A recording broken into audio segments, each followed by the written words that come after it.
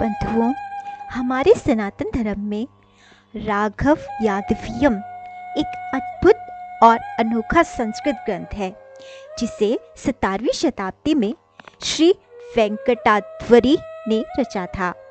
इस ग्रंथ में केवल 30 श्लोक हैं, लेकिन ये श्लोक इतने विशिष्ट हैं कि जब इन्हें सीधा पढ़ा जाता है तो राम कथा का वर्णन होता है और जब उन्हें उल्टा पढ़ा जाता है तो कृष्ण कथा का।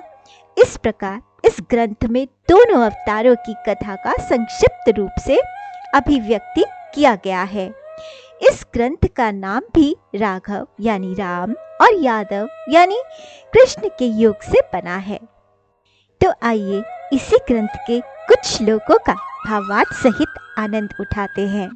इसका पहला श्लोक है, वंदे अहम देवम तम शीतम रंतराम कालम भासयः रामो रामधीर अप्य अगोलीलाम अराय अयोध्याय वसे। इसका अर्थ है, मैं उन देवता को नमन करता हूँ जिन्होंने अपनी श्री से युक्त होकर अंतर्यामी और काल के समान तेजस्वी होकर राम के रूप में अयोध्या में वास करते हुए अपनी लीला का प्रदर्शन किया।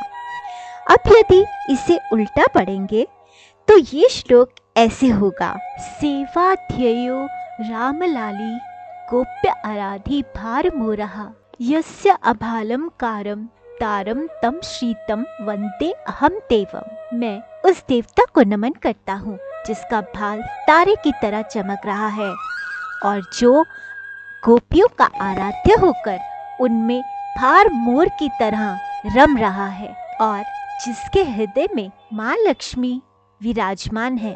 यहाँ भार मोर का अर्थ होता है ब्रह्मचर्य का अधिकारी, यानी अनगिनत गोपियों में बीच में रहकर भी जो ब्रह्मचर्य का पालन करते हैं, ऐसे भगवान। इस काव्य का दूसरा श्लोक है, साकेताख्य जयायाम आसीत या विप्र दीप्त आर्य अधारा पुरा जीत देव अत्य विश्वास अग्रय असो आशरावा।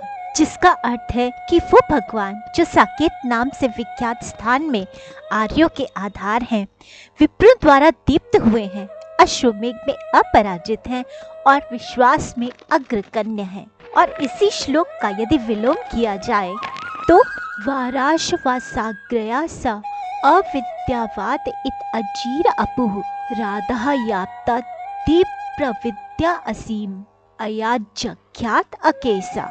अर्थात जो एक पवित्र शहर में रहते थे, जिन्हें अश्वमेघ यज्ञ में श्रेष्ठ प्रथम स्थान दिया गया, जो अपूर्ण अज्ञानी अयाज और अवाद लोगों द्वारा अपच थे, जिन्होंने अपने असीम तेज से श्री राधा को आकर्षित किया, ऐसे भगवान। तो इसी प्रकार सभी 30 श्लोकों का सीधा पढ़ने पर राम कथा और उल्टा पढ़ने पर श्री कृष्ण कथा का अर्थ निकलता है। आशा है आपको सुनकर आनंद आया होगा। श्री राधे।